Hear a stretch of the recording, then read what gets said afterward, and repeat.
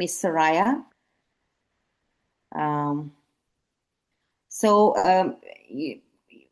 After October 7th, 2003, I live in about half an hour from where fellow Californian lived, Paul Kessler. He was murdered on the streets for carrying the flag of Israel. And I had reached out to many Muslim organizations that we need to call this out, we need to condemn it. And nobody did. And this really bothered me. And I was wondering what happened to Muslim-Jewish relationships in Los Angeles. We had very good relationships. And then we heard that in Cincinnati, 200 tombstones of Jewish cemetery was desecrated. I reached out. There was no response. Nobody wanted to engage with the Jewish community. And then I realized they were doing something else. Typically, it's not working. Oh, I had the second slide. Where is that now? Now it is, sorry. Okay, so I was focusing on this and I realized they were doing something else. And this is not what's good for our Muslim-Jewish relationship. This is very dangerous. This was a city load of hate was happening in many parts of the cities. And why was that? Why was that? I started to reflect. And as a community organizer, I realized what was missing was we lacked power. In this field of community organizing, we say power is organized people. We lacked people.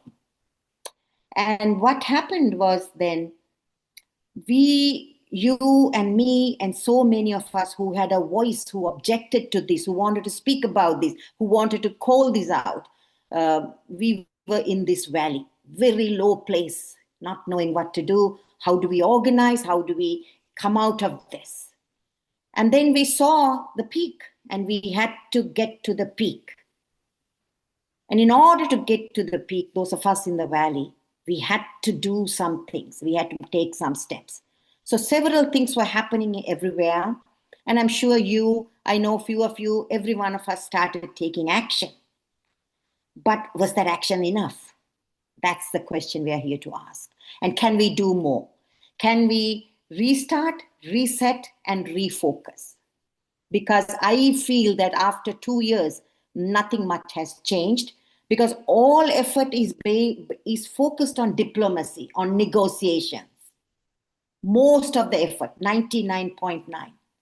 And that's not where we need to be. We need to build a different kind of power that was grassroots based, so that we stand up for each other. Because I feel if you look at social justice movements, that's what brought the successes, not politicians, not accords, not agreements. Those can be broken anytime. So I want to take a little time and tell you the goal. Combat anti-Semitism movement says it is time that we have to affirm our commitment to safeguarding the Jewish residents and the Muslims where there is Muslim bigotry.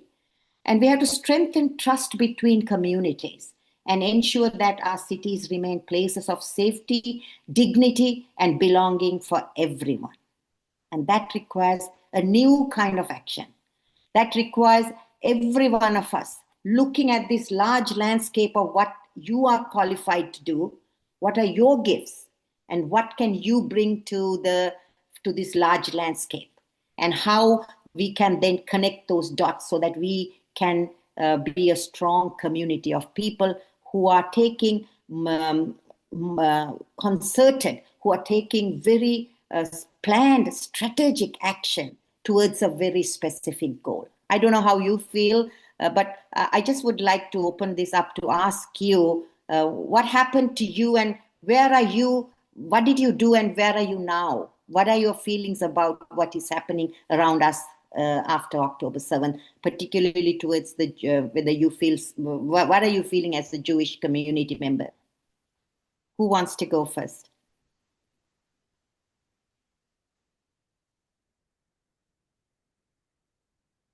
Yes, Israel, please.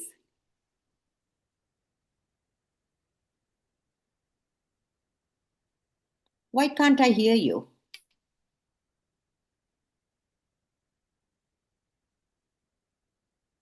Chitta, can you come? Can you hear me now? Yes, I can. Yes. Now you can hear. Okay. So as I was saying, you didn't hear any of it. All right. Where is my voice? The okay. I live in Israel, so we of course we read in the press, and of course all of us here, we all know people who were killed, wounded, uh, taken as hostages. I know all of them. Okay. I, each one of those categories, I know people, and live in a small community where we've been very affected. Uh, two, two, uh, two, two people were killed. All right, two soldiers actually. Another one, just a boy who went to the Nova, was with his girlfriend. They were in that famous uh, bus stop, secured bus stop, where there was a massacre. They laid on the bottom and lied under for 8 hours, and everybody bleeding on them. And then and they survived. And then I end up reading, unfortunately, about all the anti-Semitism that came about. So what we did, it took a while. My wife and I, we put together what's called the Neman Academy, because we said we have to teach about what has gone wrong here in particular. And course we put together, besides webinars and other things, was exposing Islamic jihad. And as you know, and discuss with everybody else here, is that there are parts when we speak of early Islam, the Meccan period, where we certainly were decent relations, good relations between Muslims and Jews, and that we have to seek ways to bridge gaps. The other thing is that here in the central Galilee, in particular the town I live in, and our next door neighbors who are Bedouin, we have a very good relationship. And after October 7th, I actually was there and I discussed some of the leadership in the Bedouin community. We're all of the same understanding that this is not where Islam should be, and that it's very, very important that we come out of this with peace, that we make it all work, and that our children all learn to bridge those gaps. So that's from here. I mean, I'm not in the States, so I don't live abroad. Uh, and we do know what goes on abroad, and that's very, very tough for many in the Jewish community. The other thing that we notice is that people who are the Muslims who are what I call reformers and say that, wait a minute, it shouldn't be this way, have a very difficult time because they get very little backing. And that in essence, they're in as difficult shape, if not more so, than the Jewish community, because it's from within their own community that they're either not getting support or that they're under attack. So when we put together our initiative, my wife and myself, that was also very much in mind. Mm. Okay, so I don't want to go on. I'm sure others have plenty of things to say. Yes, thank you. I know that you did that work. So for you, that was powerful that you took action in Israel, because you did what you know to do best, right? This was your field. You're studying it, you're teaching it, and you brought your gift to the world. That's very powerful because you took initiative. So what we have, some of us heard different messages, as you say. When you wanted to collaborate, they were like, let me get back to you. I'm not sure if I have the time. I don't think this is the right thing to do. There's Jewish holidays next week. I have to ask my friend or cousin. There, there are excuses and reasons that goes around everywhere. Did you experience that kind of reasons that would have been given to you when you tried to do your work and to scale it? Well, when we first reached out, or we began putting up courses, so there were people who were, of course, interested in learning and studying. And I think one of the most difficult things it really comes down to seriously getting involved in learning. In other words, I go to teach, but very often people just want to hear something that sounds nice and sounds good and makes you feel good, and then don't do very much about it. Yes. And when it comes to community organizing, that's the biggest sort of obstacle. Everybody could say yes, yes, yes. I live in a small town where I've been involved leading the municipality over the years. And I would often, and on different topics, get a lot of people together. Everybody's really enthusiastic. You have 15 people, but when it comes time to do something, there are two. Yeah, I'm sure anybody who's done community organizing knows it, and it doesn't matter what the topic is. Yes. Because yes, I'm really with you, but I don't have this time and that time. It's all a matter of priorities. Yeah. And I think it's very much seeing the threat to ourselves, because when I think of Muslim communities, I would say, okay, something starts with anti-Semitism, then it becomes anti-Christian, but eventually, it turns inwards. Anybody who wants an independent voice is stifled. And by the way, you have it in any religious extremism, that eventually you go after your own who say, wait a minute, that's the wrong thing to do. And then they start accusing you of, quote, loving the other side or some nonsense like that, and that you're not really one of us. And Right. there's that projection of should I put it, you're the enemy, you're part of the other. And I know Muslims, not only abroad, but in Israel, who have said, look, we work together here in Israel, in the Jewish state, and they find themselves either ostracized or in, in newspaper articles written in the Arab press, that they're very much, under attack. Okay, we Yeah. have freedom of the press here, and they can be under attack, whatever else, and they answer. But sometimes they really feel that they're constantly on the defensive in trying to bridge all these gaps. So we have to always. Assalamu alaikum. Yes, you are so right. That objection is over the board, isn't it? People are interested, they want to hear, but few are willing to do. So this particular program we are talking about is, who are those people we have approached? Are they the right people? Clearly they are not. They are not the right people. And our goal as community organizers is to strengthen our message. And now, to take it out, we need to do more one-on-one conversations. And this is the heart of community organizing. We have to schedule meetings. We have to share. First, the biggest mistake we do is we want to enforce what we are doing. And that's a huge mistake, particularly in community organizing. What we first find out is, what are you doing? And then figure out if that is aligned with what I need to do. This kind of awareness is very important, because what is happening around us is not a luxury anymore for us to think when I can. We have to just get out of our own selves. I just want to show you this particular video, why it is so. Assalamu alaikum. So what is care, and how is it dangerous to the United States of America? I was happy to see people breaking the siege and throwing down the shackles of their own land and walk free into their lands that they were not allowed to walk in. It says it's an advocacy group for Muslim rights, but it does three things really well. It espouses anti-American sentiments, and it connects these extremist groups, and it attempts to influence the political discourse of America, has fostered nothing but division in this country. Above all, what it does so well is it marginalizes the dissenting voices within the Muslim community, silencing moderate Muslims who may disagree with their viewpoints. So this is very critical for us to know. There might be good people in care, I don't know. But if a leading Muslim organization takes this position, the Muslim community is severely divided on this issue. They have been told to hate. So we have to understand, in this particular situation, that we have to get above and beyond our comfort zones if we are going to counter this narratives.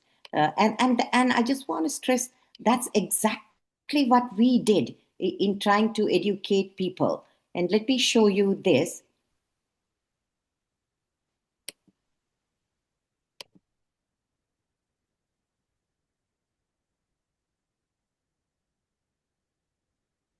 We know what happened on October 7th. Hamas infiltrated into Israel territory. What they did to the women, what they did to everybody is unacceptable and despicable. To separate between protesting for Palestine and protesting for Hamas is two different things. Hamas is not represent any humanity. They are using some flag to killing people. They are not good for anybody.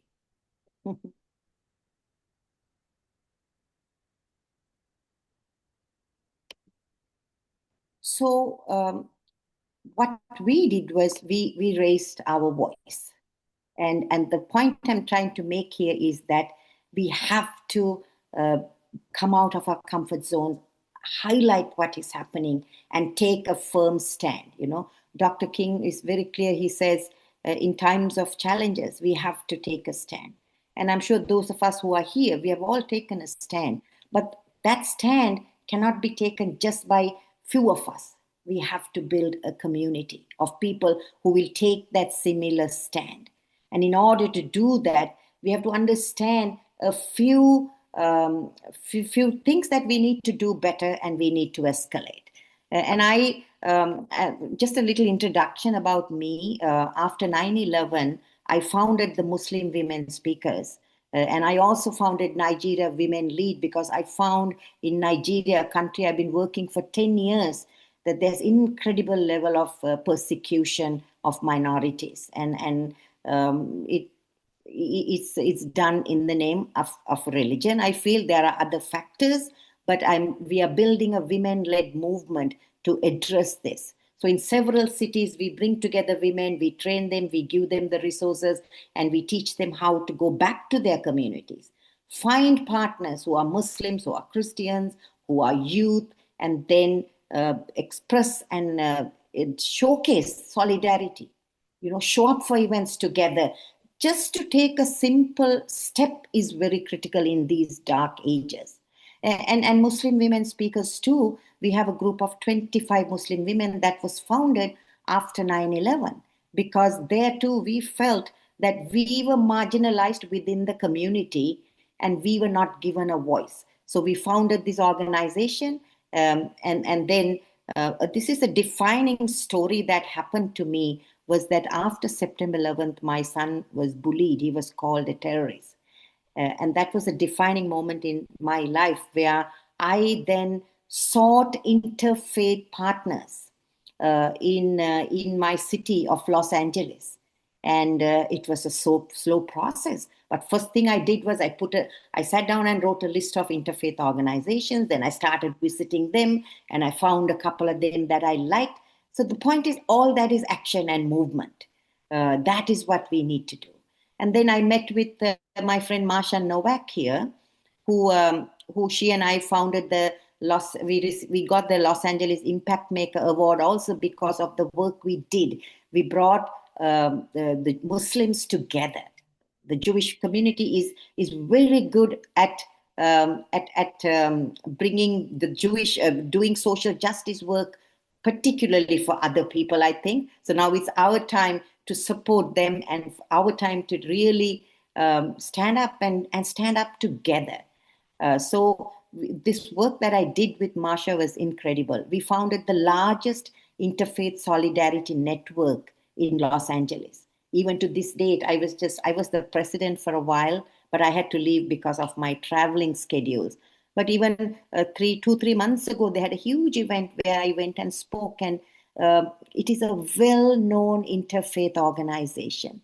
So even there, what I found today was the Muslims have really stepped down and stepped back. So we are trying to revive that within the framework that was already built.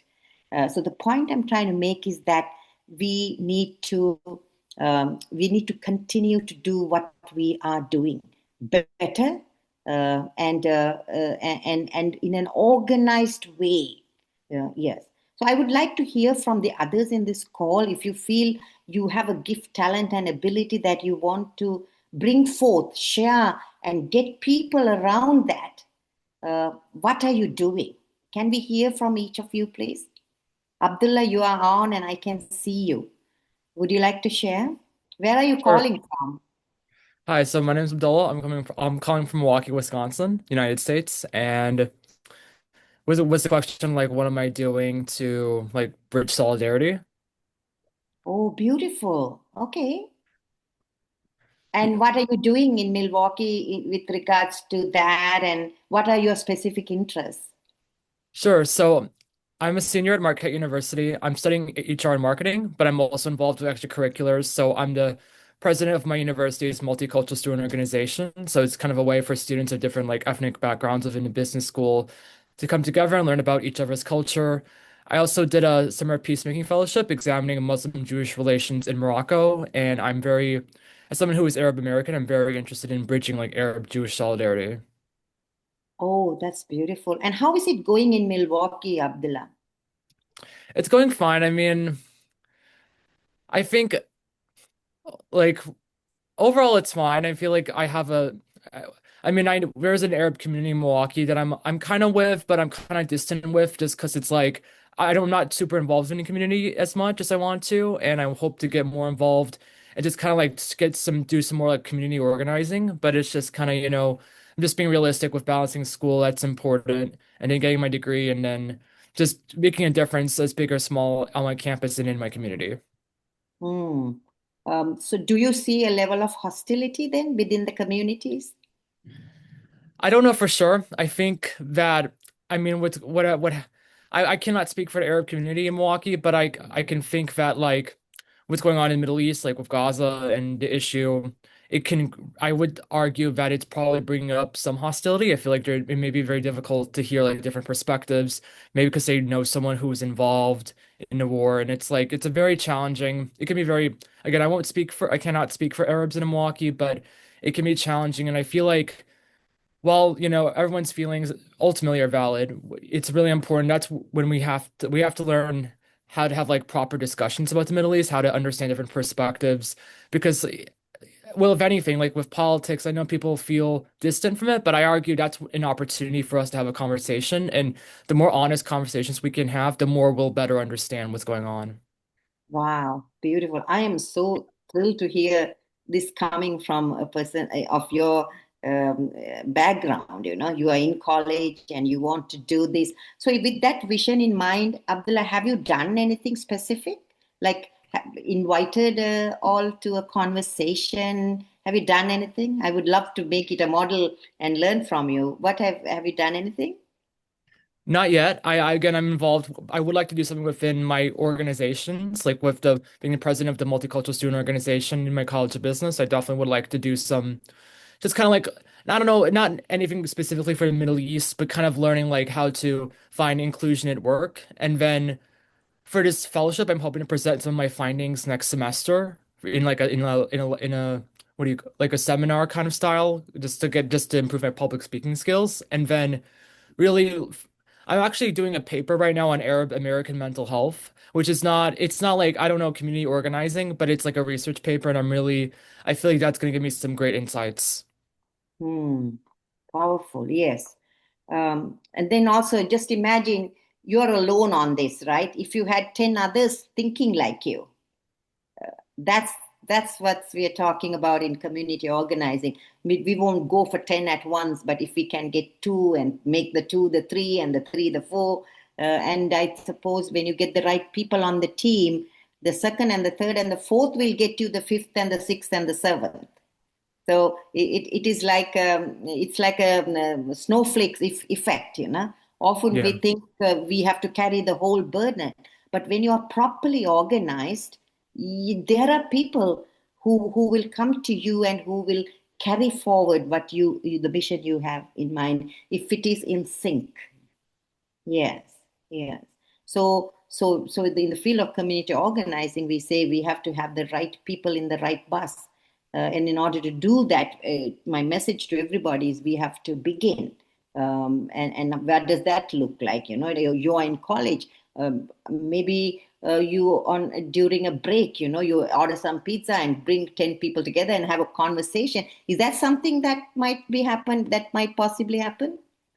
We just had a game night for the multicultural student organization where we did bring pizza and we had conversations. So we kind of did something like that. Not necessarily on like solving like an issue on campus, but it was a great way for people to kind of get to know each other. I feel like you were talking, I think I might be alluding to what you're talking about, like getting people in sync, like getting people to kind of know each other and kind of like icebreakers and stuff, like kind of what we're doing now. I feel like was a great start. Yes, absolutely. First to get to know each other, isn't it? And Yeah. then yes, then understand. Yes. So yeah. So I wanted to do a breakout room, but it's really small crowd, so I will pass that. And then to share the story of one of the most important and impactful civil rights shifts that happened in our country is the Montgomery bus boycott. And today, when we look back, some of us who might say, oh, we don't have the resources, we don't have the time, we are not sure what to do. This is a powerful example where it's not just Dr. King who mobilized the group. There were other people who were working behind him, in front of him, under him, organizing. And you know the story of Rosa Parks, who refused to go back to the back of the bus. She chose to sit in the front. And when she chose to sit in the front, she was prepared for that role. She didn't just show up and sit. And in fact, the story is that it was another girl who was to sit, but they found out she was pregnant out of wedlock, and the church was not going to have her sit in front. So they got Rosa Parks to sit. Then the teams of lawyers were ready to fight the case. There were people who were willing to support Rosa Parks' family. So this kind of organizing went in the periphery, went in the background that we don't know of, but we know that we need to learn from. So what Dr. King did was, when he called for the Montgomery bus boycott, it was very strategic. People then didn't have any resources, but what they had was a passion and a commitment. So when we talk about organizing, who should be on our teams, passion and commitment and vision are very important because our vision tells us how we want to see the world. And we have values, and those values are, when they're desecrated, you take action. So there are most of us who know we want to get involved. We don't even know what values and what vision we have in the work we are doing. So what Dr. King did was, when he mobilized the people to come together, people didn't have any resources. But they had one. I don't know anybody who can tell me what it was. They had just one very powerful resource. That was their feet. Their feet. They said, no, we are going to walk. And for 1 year, they walked to work. They quit the buses. And then when they quit the buses, they hired taxis. And the government said, no, taxis can't run for this. You have to pay a special tax. And then they quit the taxis, and then they borrowed cars, and people drove each other. It was a cacophony of action that they took, which we do need to see in the field of anti-Semitism, combating anti-Semitism. That is what the conversation is to talk about. Because when you work to combat anti-Semitism, you work to combat hate. Because any form of hate, when you let it proliferate, it shows up in another way. And we have to be very clear. We are here not just to safeguard one person's interest. We are here to safeguard our community's interest. When some things are not going right for our community, then we break all our social contracts. And those contracts, when broken, it can manifest in very challenging, ugly ways. And as Abdullah quite rightly said, first bringing the people, getting to know them, and understanding what ticks for them, and then presenting ideas, listening, are all traits involved in community organizing. If I could, I'd just like to add a word about this. Reminded me of something that when I was a child, I was watching TV with my father. I was about Mhm. 8 years old, and it was 1964. I have the Freedom Riders here. And I was watching TV, and of course, the black population was being abused, and they set the dogs on them. And there was actually the walk from Selma. I forgot the name of the black activist who did it. James Montgomery, I think his name was.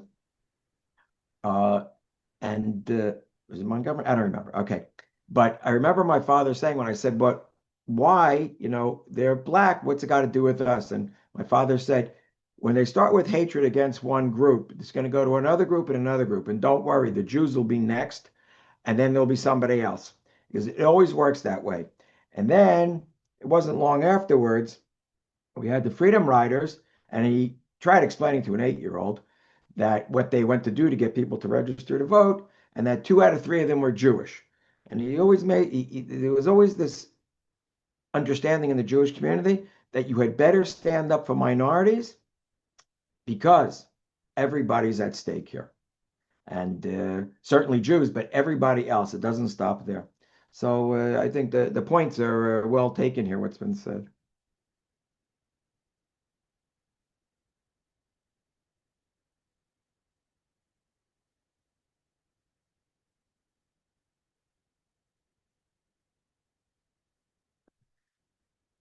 Soraya or Miss Deen, I'm not able to hear you. We Oh, can't hear you. oh, sorry, I was on mute. Yes. Yeah. I see that Kerry is on the call. Kerry, would you like to share some insights and thoughts with us?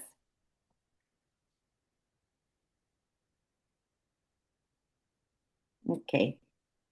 So anyway, this is a well-documented initiative that to say that what is happening today it does not speak well when you look at the history of organizing and the engagement of Andrew Goodman and Michael Schwiener. They were Jewish Americans who sacrificed their life for the voting for black voting rights. Yes.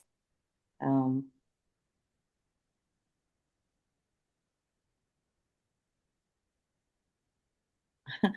I don't know what this.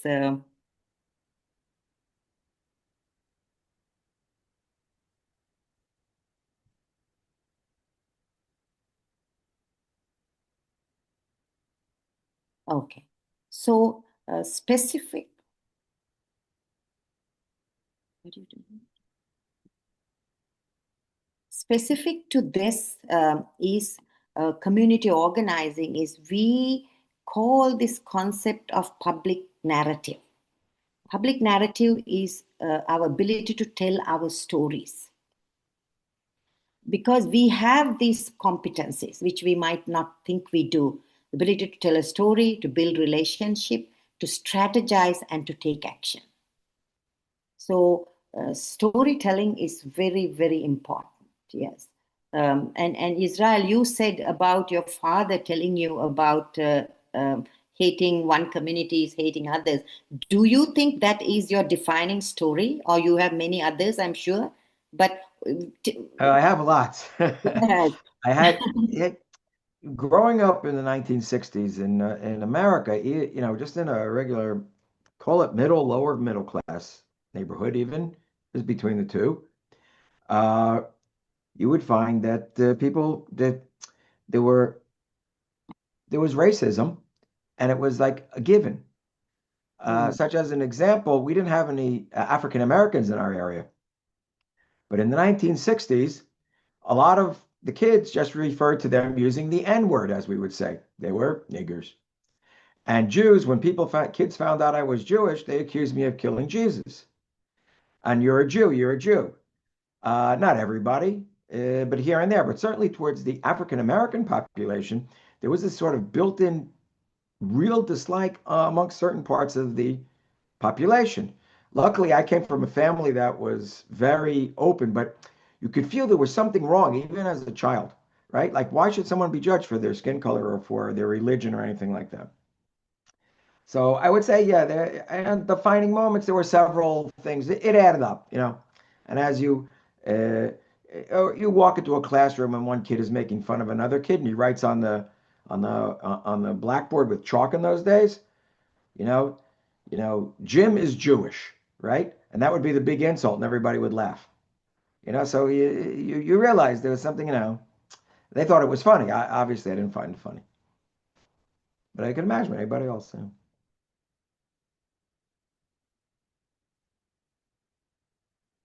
Thank you. So what about you, Abdullah? I don't want to pick on you, but if you want to share, uh, is there something, a defining story that brings you to this work? Why are you interested in multicultural student? Why are you leading this multicultural student organization? There is a reason, something in you. Yeah, so a couple of things. First of all, I was actually promoted by one of my professors to the position, and he knew me for a couple of classes, and he was my HR professor, so I took on the lead, and I wanted to do it because, well, for that club, I wanted to do it because to grow my leadership skills, and I wanted to learn more about like community organizing and how to, because I know in the business world, it's like no matter, even if I'm not the CEO, if I'm just HR or if I'm an entry level role, I have to do some sort of leadership work. So I want to get involved on campus and do some community organizing that way. I specifically, not within that organization, but we were talking a lot about, stopping Jew hatred and anti-Semitism, and that's something I've become a lot more passionate about because because as an Arab, I look at like the Jewish populations of Arab countries, and they have gone down significantly after 1948, and I feel like I don't want to accuse the Arab community of anything, but I just feel like the Arab, we have to, as Arabs, I'll say it as an Arab, we have to do a better job of being able to understand different religions and different cultures. And I feel like the freedom of religion in Arab countries is very poor. And so it's kind of like where we aren't able to understand like people of like different ethnicities or religions. And we're in America, we're in the United States, and we should be able to understand, not, of course, we not agree on everything that people believe on, but being able to respect and being able to understand their point of view or their side of the story, especially with like what's going on in Israel. It's it's something I'm really passionate about, and that just goes back to like, being just valuing American democracy, really. Hmm, true, true. Thank you for sharing that. So you're Moroccan? I'm Iraqi. Oh, you're Iraqi. Oh, Iraqi. Oh, okay. 'Cause there was a okay. large Jewish community in Iraq. Yeah. I know a Mhm. lot of Iraqis in Israel and their descendants, yes. Yeah. They're Yes. the Mizrahi Yeah. Jews, right? Yeah. They're part of the Mizrahi Jews Okay. because you also have from Iran and yeah, it's part of that group. Sure. Mm, okay. So, yes, so something that we have to tell now, Abdullah's story is so powerful, isn't it? As yours is Israel. What calls you to this action? Because it is that story that binds us to be able to mobilize the others. So when we work, I mean, I do these workshops, in it. I would love to come to your college if there's an opportunity. So what we do is we bring students together and pair them based on what they would love to try to do, and then first thing we begin is to understand and to share who we are. That's very important. And then relationship building is a natural. And some components of organizing is really strategizing, writing an organizing statement, taking committed, dedicated action, and very specifically have an end date. Otherwise, we can go on and on. And in that story, this is what I want to really impress on you, impress upon you, is for us to tell the urgency of the moment, and the story, and what issues need to be addressed because of this issue, this experience that you had, which is clearly linked to the issue at hand. And I want to show a last video for you to see. I don't know, my daughter did this flyer on Canva, and I'm not so conversant with Canva. It, Okay. you got it. Okay, so yeah, so leadership. I always use this. This is the Hoberman sphere, right? The operation of each joint is linked to all others. We can't be like this. We're too small. So how can we enlarge that group? And as leaders, we have to take that responsibility, only particularly during uncertain times. Who wants a leader when times are good and certain? We want a leader when the times are uncertain, isn't it? So I want to stop this and show you this particular video is very important for me to show to you, which I was not meaning to share, but there is a little extra time. This is a must-see so that you understand how important it is that we tell our stories.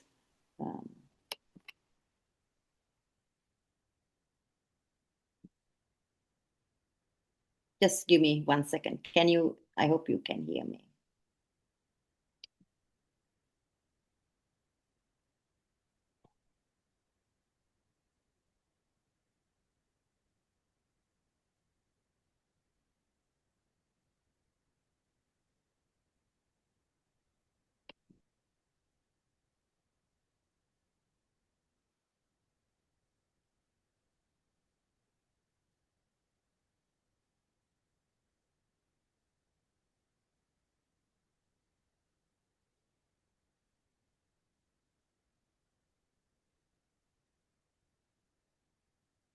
I want you to. 6.12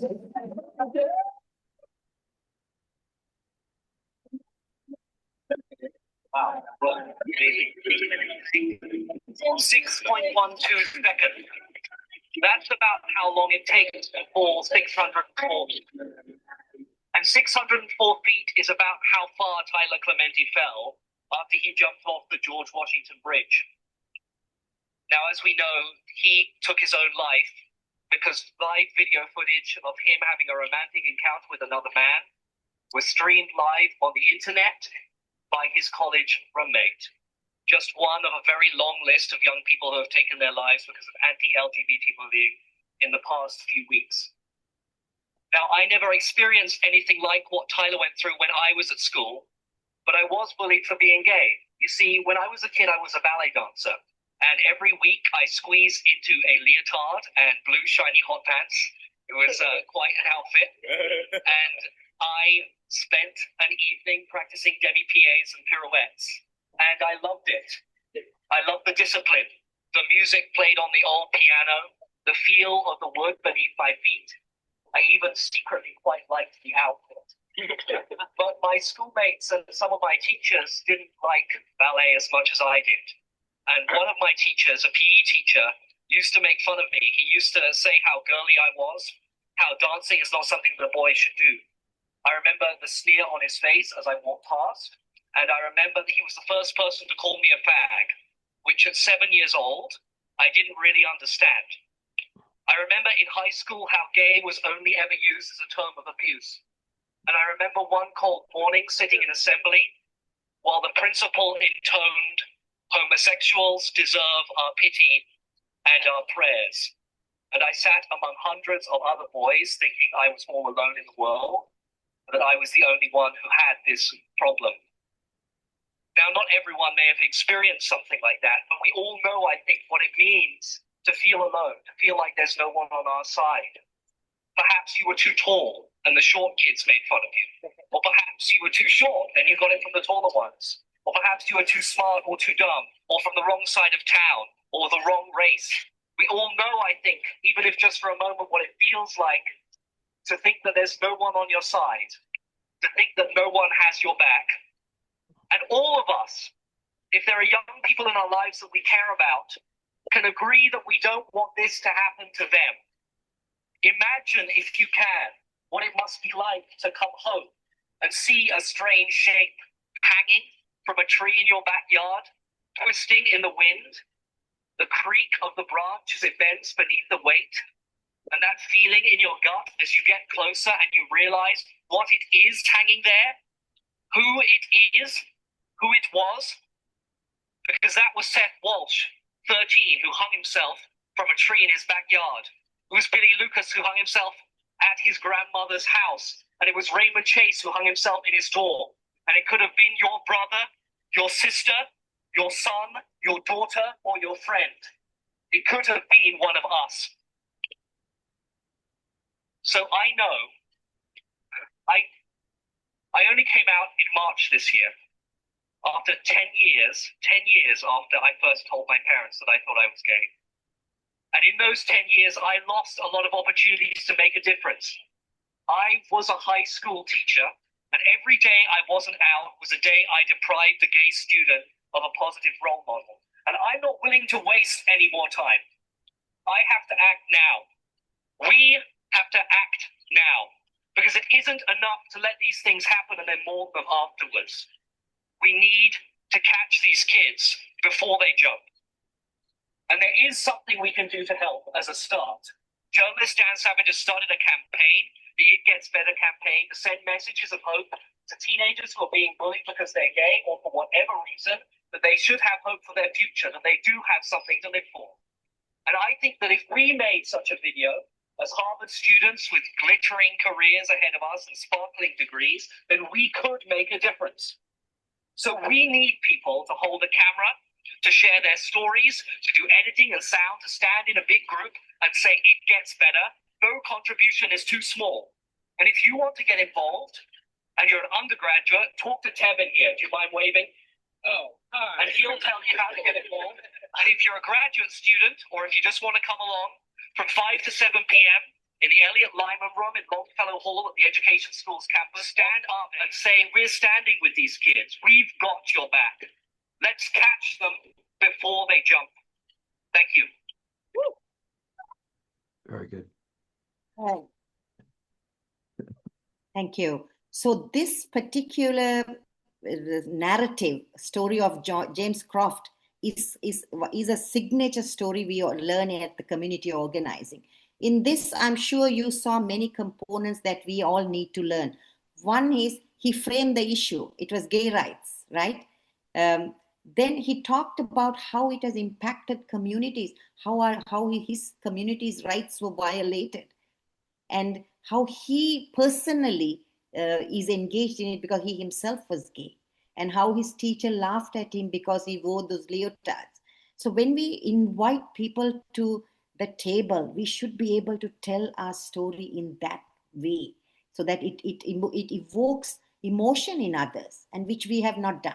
Many people don't know the Jewish stories. They only know facts.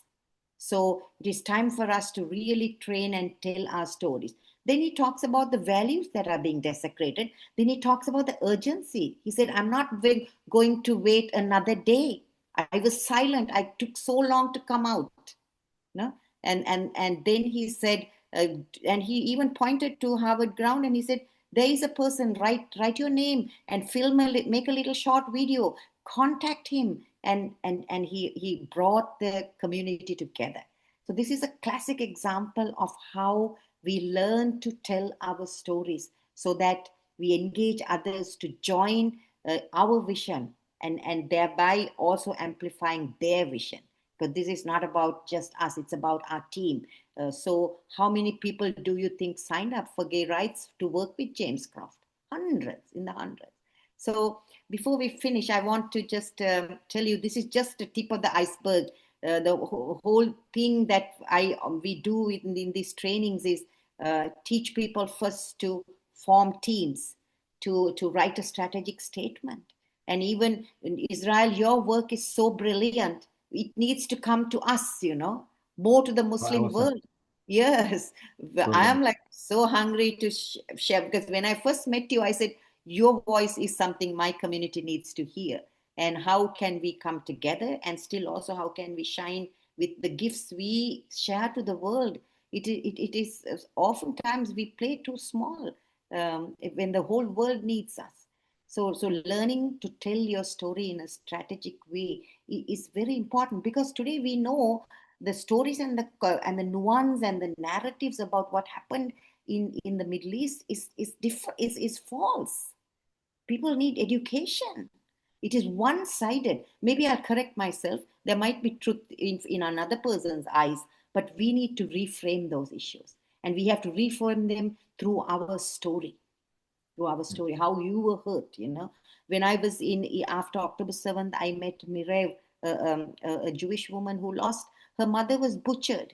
And she was on the phone when Hamas came to her mother's doorstep. and the mother told her husband to hide, her father to hide, and the grandson to hide, and she showed up, and they found her butchered body. And she was able to tell that story and still say to us, all Palestinians are not Hamas. So that's a story we tell about the ethos of the Jewish people. They want peace. They tried peace, and the Arab world failed them. We have to take responsibility. And there are some issues after the occupation of the West Bank that has to be dealt with, that I'm not denying. But there are these stories that we need to hear. So my wish is that we go back to our communities. First, we really try to see what is the change we want to make, write a strategic statement about that. And then with that in mind, you engage people, because I don't think we have time to stroll to the goal. We have to sprint, and we have to take good action. And then you invite, you speak, as Abdullah said, I'm so excited to hear that he's heading this group of multicultural students. And then ask them, the world is broken. What do you want to do? Not even tell them what you want to do. And they will come up with ideas. In fact, in January, I'm leading some work for the Jewish Federation here.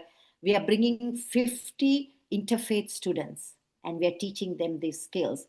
And for Passover in March, each student has to bring 3 interfaith partners, 2 to 3.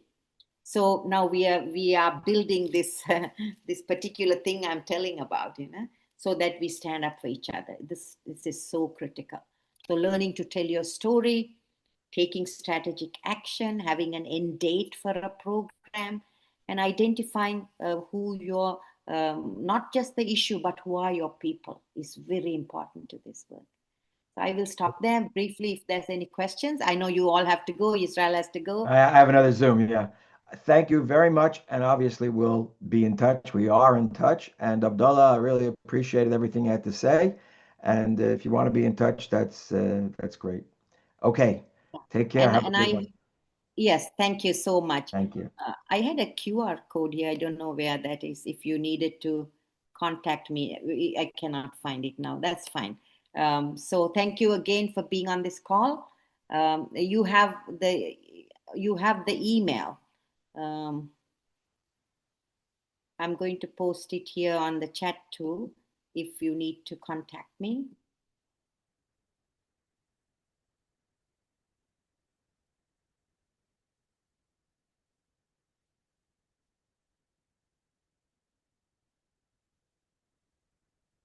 Yes, okay. Have a brilliant day, everyone. We will stay in touch. And Abdullah, I'm curious, how did you hear about this workshop? Yeah, so I follow you on Instagram, and so it came up on my feed, and I wanted to join. Ah, okay. Thank you. Okay, yeah. Kerry, thank you, everyone. Okay, we can finish now, Dofa. You want to play a little bit of the music?